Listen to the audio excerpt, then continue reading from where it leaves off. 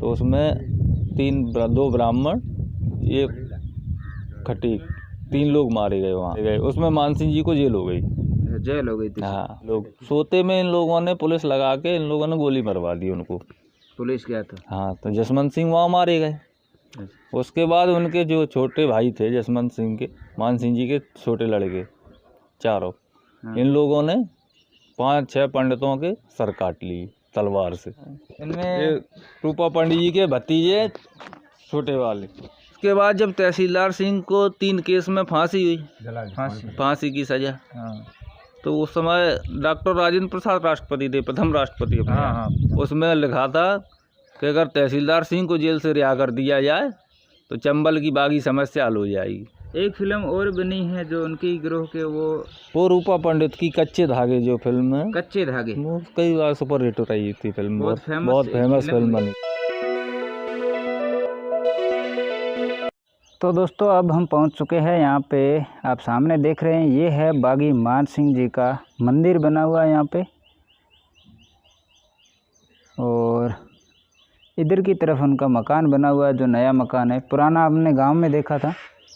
और उनके जो बेटे हैं ठाकुर तहसीलदार सिंह, उनका ये मकान है। तो ये है वो मंदिर जो आज भी गांव के लोग इनकी पूजा करते हैं, क्योंकि इन्होंने हमेशा न्याय का साथ दिया और लोगों के साथ अच्छा व्यवहार किया। तो दोस्तों यहाँ ऊपर आप गेट पे लिख रखा है ठाकुर तहसीलदार सिंह राठौड़। ये ठाकुर मान सिंह के बेटे थे। हाँ, और इधर मकान बना हुआ, शायद इसमें रहते होंगे अभी। नमस्कार दोस्तों, स्वागत है आपका हमारे YouTube चैनल पर। और आज मैं रात को यहीं रुका था, खेरा राठौड़ गांव, जो आगरा डिस्ट्रिक्ट में पड़ता है, उत्तर प्रदेश में, बाह तहसील में। जो आपने वो सुना होगा, जो प्रसिद्ध, पहले शायद चंबल के पहले ऐसे बागी हुए थे ठाकुर मान सिंह जी, उनके घर पे ही रुका हुआ हूँ। रात्रि यहीं रुका था। ये मंदिर है और उनके ऊपर यहाँ पे सोए थे। और यहाँ पे भी बहुत सारे और लोग आए हुए थे, वो भी यहाँ सोए हुए थे। तो आज हम मिलेंगे उनके, ठाकुर मान सिंह जी के परिवार के जो लोग यहाँ रहते हैं उनसे, और हम बात करेंगे, उनसे जानेंगे उनके बारे में कि उनके क्या ऐसे कारण रहे होंगे, या उनके परिवार में अभी कौन है, कैसे हैं, उनकी पूरी जानकारी लेते हैं इनसे। तो हमारे साथ है उनके नाती पंती। हाँ। तो हमें थोड़ा नाती पंती, हमारे उधर नाती पंती नहीं बोलते, इसलिए थोड़ा वो बता दीजिए। पिताजी के दादाजी थे। अच्छा, मान सिंह जी। जो मान सिंह जी थे वो इनके पिताजी के दादाजी वाला। हाँ। तो ये, और जो पोता होता है उसको नाती बोलते हैं, और पोते का बेटा होता है उसको बोलते पंती, ऐसे बोलते। तो आपका शुभ नाम? धीर सिंह राठौड़। धीर सिंह जी राठौड़ है हमारे साथ। तो धीर सिंह जी से हम जानेंगे कि जैसे उन्होंने सबसे पहले, जैसे वो फरार हुए यहाँ से और जंगल में गए बीहड़ में, तो वो कब यहाँ से निकले थे? वही 1935 में झगड़ा हुआ। 1935 में झगड़ा हुआ। हाँ, उसके बाद मान सिंह जी को जेल हो गई थी जी। जब देश आज़ाद हुआ उसके बाद उनको छोड़ा गया। उससे पहले उनके 5 बच्चे जो जंगल चले गए 35 में। अच्छा। हाँ। तो मान सिंह जी जंगल में नहीं रहे? नहीं, बाद में आए 1947 में। 1947 में फिर वो वापस, जब जेल से छूटे, जब देश आज़ाद हुआ, फिर वो वापस जंगल में गए। हाँ। तो फिर जंगल में कौन रहते थे उस समय? उनके बड़े लड़के जसवंत सिंह। अच्छा, वो गिरोह वगैरह वही चलाते थे? जी। उनके मान सिंह जी के बड़े भाई नवाब सिंह।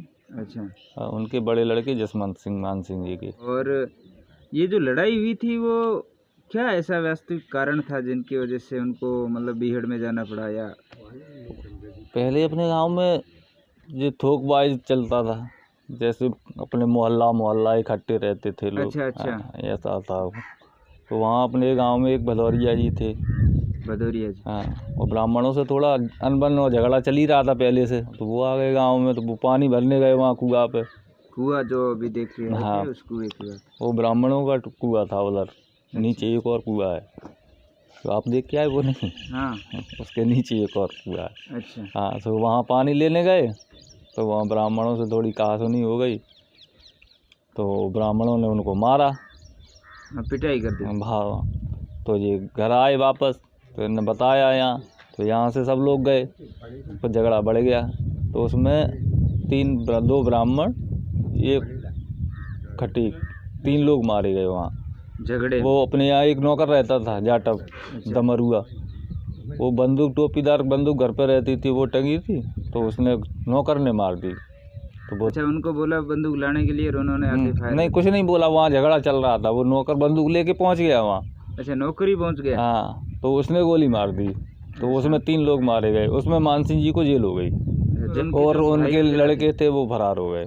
दूसरे जो परिवार के थे वो, क्योंकि उनके पीछे भी पुलिस लगी हुई। हाँ, पुलिस पीछे थी, और ब्राह्मणों का आतंक भी था बहुत उस समय। हाँ, जब ब्राह्मण बहुत मतलब यहाँ हाँ पावरफुल थे, यहाँ वर्चस्व उनका ही था। वर्चस्व उन्हीं का था, सरकार से लेके नीचे तक पावरफुल थे वो।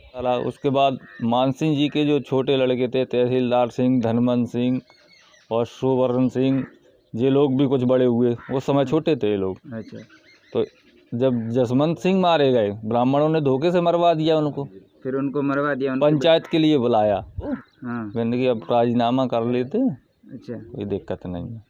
तो बुलाया उनको, वो गांव में रुके, इन लोगों ने चुपचाप पुलिस भी बुला ली ब्राह्मणों ने। हाँ। और जब पंचायत नहीं निपटी, उसके बाद ये लोग जंगल चले गए। तो गांव के नीचे जंगल है अपना। हाँ, पूरा गांव जंगल। हाँ, तो वहीं सो रहे थे ये लोग, सोते में इन लोगों ने पुलिस लगा के इन लोगों ने गोली मरवा दी उनको। पुलिस क्या था? हाँ, तो जसवंत सिंह वहाँ मारे गए।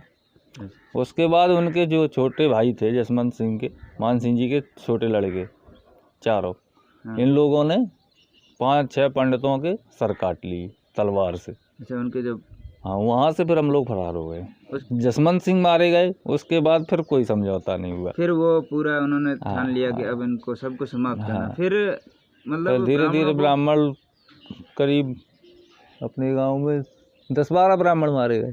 कहते कि मानसिंह जी ने कोई नहीं मारा आज तक, एक भी नहीं। वो सब हेड थे उसके बस। हाँ, वो 85 साल की उम्र में जब फरार हुए थे, जब 85 साल उम्र थी, 50 साल में कोई हथियार तोड़ने ना उठाता है। अच्छा, उस समय मतलब वो यहाँ गांव के ठाकुर थे। हाँ, और उनके पास जमींदार थे हम लोग पहले भी। यहाँ कितनी जमीन थी? हमारे पास यहाँ 950 बीघा जमीन। 950 बीघा जमीन थी, तो आप सोच लो पूरे आज भी है अपनी। हाँ, तो वो एक तो फरार थे उस समय, हाँ, और नीलामी के टाइम भी यहाँ किसी ने वो खरीदी नहीं, इसलिए अपनी जमीन बची रही।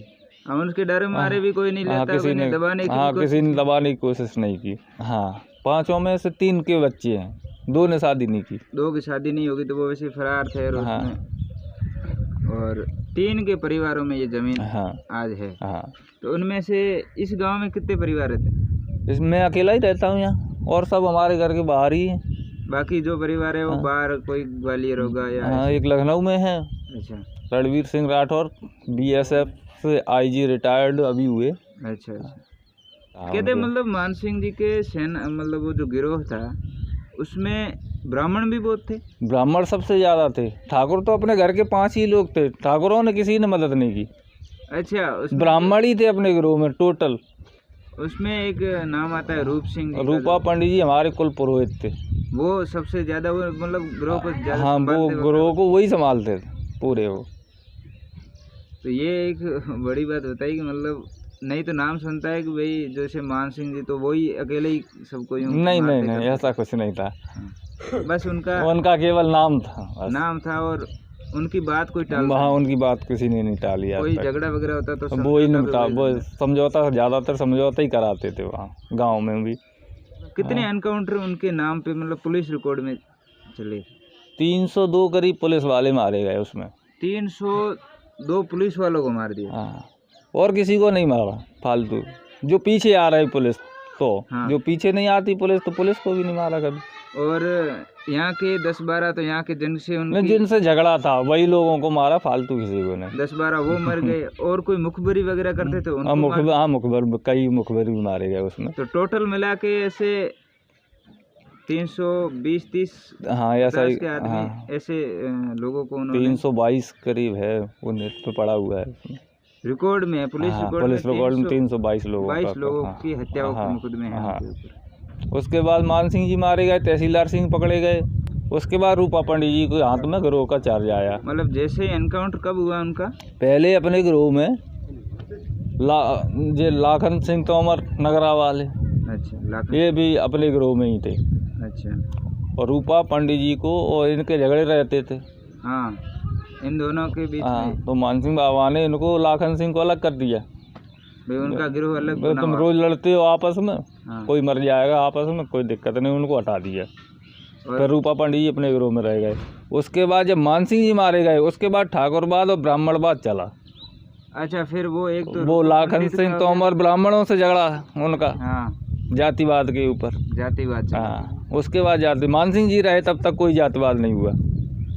तो कहते हैं मतलब मानसिंह जी जब तक रहे तो गरीबों की बहुत बहुत किया सेवा, करते कई लड़कियों की शादी भी कराई उन्होंने। थे। पहले जैसे डकैती डालते थे और ये पकड़, दोनों में क्या फर्क कैसे हुआ है? दोनों में जैसे अपन डकैती डालते हैं गांव में, जैसे जागते हैं लूटपाट करते हैं, उसमें कई निर्दोष लोग भी कभी कभी मारे जाते हैं। हाँ, इस वहाँ तो- चक्कर में मानसिंह जी ने डकैती को छोड़ते हुए पकड़ शुरू की वहाँ से। अच्छा, जैसे बड़ा कोई बनिया है, सेठ है, उसको पकड़ लिया, हाँ, पकड़ के ले गए पकड़ के जंगल ले गए और उससे पूछ लेते थे उस समय जो कितना पैसा दे सकता है। उसने कहा हम 20,000 दे सकते हो, तो उससे 10,000 लिया, छोड़ दिया।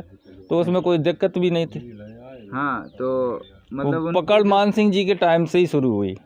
उससे पहले उससे पहले डकैतियाँ डलती थी, तो उसमें कोई गोलियाँ चलती तो निर्दोष लोग ही मारे जाते उसमें। तो ये जैसे झगड़ा हो गया, कोई ज़्यादा दिक्कत है, गांव में कोई परेशान कर रहा है, तो लास्ट में आदमी जाता है जंगल। जंगल कब जाता है? जब उसके पास कोई रास्ता नहीं रहता।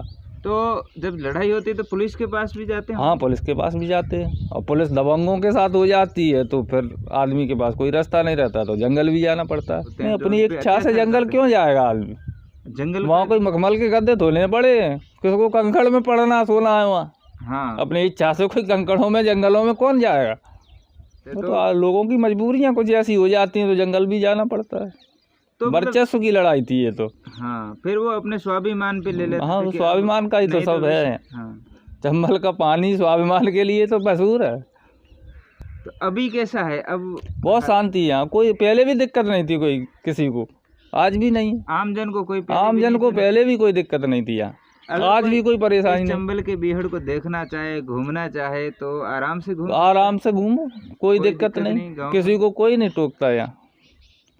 लूटपाट वैसा कोई कुछ नहीं, कोई वारदात नहीं है। जब बीहड़ के ऐसे बागियों का नाम सुनते तो बाकी लोग इधर आने से डरते हैं कि हाँ, पहले शुरू में डरते, लेकिन जो क्षेत्र में आ जाता है फिर वो यहाँ का ही हो जाता है। जब आएगा यहाँ लोग प्रेम भी करते हैं, वो करके उसको पता चलेगा कि भाई वास्तविक स्थिति यहाँ वास्तविक स्थिति यहाँ बहुत अच्छी है। लोगों को सम्मान देना, उठना बैठना, खाना पिलाना सब बढ़िया, अपने सब लोग मानते, सब सम्मान करते, कोई दिक्कत नहीं, आराम से घूमिए आप चाहे। यहाँ आप दो भाई यहाँ रहते हैं जी, लेकिन आपको गांव में छोटे और बड़े ही बोलते हैं। हाँ हाँ, नाम से शायद कोई जानता ये प्रेम से सब छोटे बड़े ही बोलते हैं यहाँ पे कि ये हाँ बड़े रहते हैं वहाँ और छोटे भी रहते हैं। हाँ। मैंने वहाँ से जब पूछा तो उन्होंने कहा वहाँ बड़े होंगे, वो वहाँ से बात करेंगे।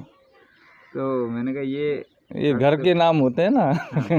इधर भी हैं कुछ लोग, इनमें रूपा पंडित जी के भतीजे छोटे वाले, सगे भतीजे या सगे। तो जो ठाकुर मानसिंह जी के गिरोह में जो नेतृत्व करने वाले थे, मतलब हाँ, सेनापति थे रूपा पंडित, उनके ये रियल भतीजे हैं। हाँ, इसका मतलब वो ठाकुर साहब से बहुत उम्र में कम होते हाँ, कुछ कम ही उनसे। तो उनकी जैसे उनका भी एनकाउंटर हुआ है, वो बाद में मरे? वो बाद में, बहुत बाद मारे गए मानसिंह बाबा के। वो मतलब एनकाउंटर में ही मारे गए, गोली चली। एनकाउंटर में ही हो गया था उनका? गोली चली, पुलिस समझ तो। अच्छा, तो आपने देखा कभी रूपा पंडित को? हम देख ना पाए भी, छोटे था ये, हम तब 2-3 साल के बाद।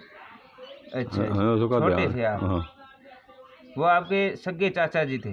ताऊ गए हमारे, ताऊ थे, मतलब पिताजी के बड़े भाई? बड़े भाई। हाँ। अच्छा। तो यहाँ पे आपके कितने परिवार रहते हैं? यहाँ रहते हैं 2-3 जने बस। 2-3? हाँ, और कुछ बाहर पे और कुछ दिल्ली है। अच्छा, बार हो गए। उसके बाद जब तहसीलदार सिंह को 3 केस में फांसी हुई, फांसी की सजा, हाँ।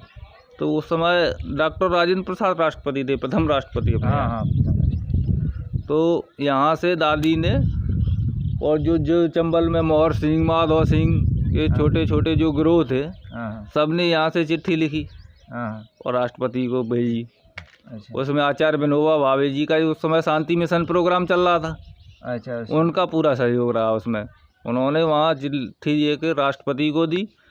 उसमें लिखा था कि अगर तहसीलदार सिंह को जेल से रिहा कर दिया जाए तो चंबल की बागी समस्या हल हो जाएगी, मतलब वो सारे सरेंडर कर देंगे। अच्छा।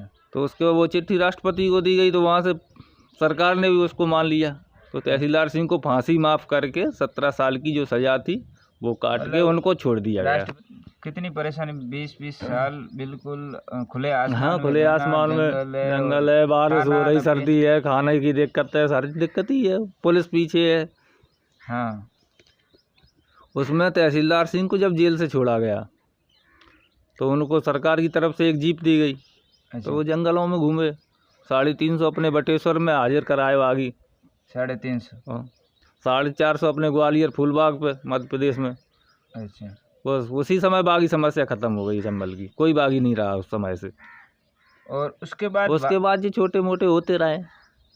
जैसे इतने बड़े बागी हुए तो इनके ऊपर, मान सिंह जी के ऊपर कोई फिल्म भी बनी है क्या? हाँ, 1981 में बनी है, दारा सिंह ने बनाई जो फिल्म, डाकू मान सिंह नाम से। हाँ। अच्छा।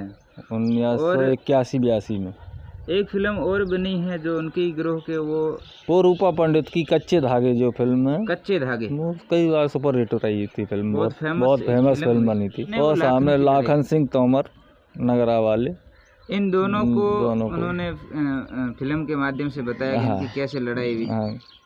तो उसमें ठाकुरवाद और ब्राह्मणवाद को थोड़ा बड़ा चढ़ा के दिखाया गया है फिल्म में। बड़ा चढ़ा। हाँ। उसमें एक तो जातिवाद का उस समय कोई ज़्यादा वो नहीं था। अच्छा। जब तक मान सिंह जी जिंदा रहे तब तक जातिवाद रहा ही नहीं। उसके बाद जब रूपा और लाखन, इनमें जातिवाद के ऊपर झगड़े बढ़े। अच्छा। तो इसमें उन्होंने किनका ऐसे बताया, जैसे ठाकुरों का बहुत ज़्यादा ही। हाँ, उसमें बड़ा चढ़ा के थोड़ा सा दिखा देते हैं ठाकुरों को, ऐसा सत्य नहीं था। अच्छा। रूपा पंडित निशाने में भी अच्छे थे, रूपा पंडित। तो वो ऐसे लाखन से मतलब दबते नहीं, कभी नहीं दबे। अच्छा। फिल्म में ऐसा दिखाया गया है। तो दोस्तों, ये थी यहाँ के ठाकुर मान सिंह जी की कहानी। वो यहाँ के बड़े ठाकुर थे, लेकिन एक मजबूरी के कारण कुछ ऐसे हालात उत्पन्न हो गए और फिर वो जंगल में चले गए, बागी हो गए। और एक बागी, और उन्होंने लगभग 322 के आसपास लोगों की हत्या करने के बाद भी आम जनता के दिलों में उनके प्रति जो इज्जत थी वो आज भी कम नहीं हुई है। तो इसका मतलब है कि उन्होंने जो यहाँ के आमजन थे उनके लिए कितना अच्छा काम किया होगा। और उनको कोई दूसरा भी परेशान करता था तो भी सब जो गरीब लोग थे वो भी मान सिंह जी के पास ही जाते थे और उनको वो न्याय दिलाया करते थे। तो आप बताइए आपको ये वीडियो कैसा लगा और कमेंट करके ज़रूर बताइए। और अगर ऐसे ही हम आगे नए ऐसे बागियों की कहानी लाते रहेंगे। अभी 5, 7, 10 दिन है इन चंबल के बीहड़ में, तब तक तो बहुत बहुत धन्यवाद।